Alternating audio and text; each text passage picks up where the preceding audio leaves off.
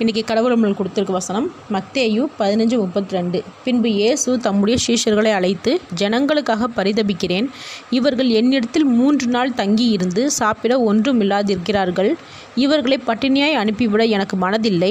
வழியில் சோர்ந்து போவார்களே என்றார். இந்த வசனத்தை கொண்டு கடவுள் நம்மகிட்ட என்ன சொல்கிறத பார்ப்போம். இங்கே தேவனை பார்க்க வந்த மனிதர்கள் 3 நாள் தேவனுடைய வார்த்தைக்காகவும் அற்புதத்துக்காகவும் ஆசீர்வாதத்துக்காகவும் காத்துக்கிட்டு இருக்கிறாங்க, இரவும் பகலுமா. கடவுள் முதல் நாள்லையோ 2வது நாள்லையோ அவங்களுக்கு சாப்பாடு கொடுத்துருக்கலாம். ஏன் 3வது நாள் அவங்களுக்கு சாப்பாடு கொடுக்கணும்னு நினச்சாரு? ஏன்னா தேவனை பின்தொடர்ந்து வந்தவங்க 1000க்கும் மேலே. இதில் எத்தனை மனிதர்கள் தேவனை நம்பி தங்கினாங்க, எத்தனை மனிதர்கள் திரும்பி போகிறாங்கன்னு தேவன் 3 நாள் காக்க வச்சு பார்த்தாரு.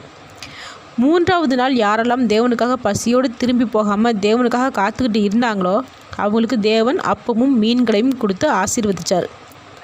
நாம் தேவனை நம்பி போகும்போது வேண்டுதல் செய்யும் போதும் உடனே எல்லாமே நடந்தால் நல்லா இருக்கும்னு நினச்சி போகிறோம், வேண்டுதல் செய்கிறோம். ஆனால் தேவன் நம்மளுடைய வார்த்தையை கேட்கணும்னு முதல்ல நினச்சி வேண்டுதல் செய்யணும். ஏன்னா நமக்கு உடனே நடக்கணும்னு நினைக்கிறதுனால தான் தேவன் நம்மளை சோதித்து பார்க்கும்போது நம்மளால் காத்திருக்க முடிய மாட்டேங்குது. நம்மளோட அவசரத்துக்காக நம்ம வேண்டுதல் செய்யும்போது தேவன் மேலே முழு பக்தியும் நம்பிக்கையும் இல்லாமல் பாதியிலே கைவிட்டுறோம். ஆனால் தேவன் நம்மளுடைய வேண்டுதலை கேட்டால் போதும்னு நினச்சி ஜெபிக்கும்போது நம்ம தேவனுக்காக பொறுமையாக காத்திருப்போம். அப்படியே பொறுமையாக நம்பிக்கையோடு நம்ம காத்திருக்கும்போது ஜெபம் பண்ணுறவங்களுக்கு இரக்கப்பட்டு அவருடைய ஆசீர்வாதமும் அப்பமும் திராட்சரசமும் கொடுப்பார். ஆமேன்.